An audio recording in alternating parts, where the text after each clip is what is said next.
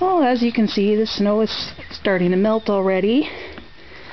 And this is after it's been shoveled and everything. So much better.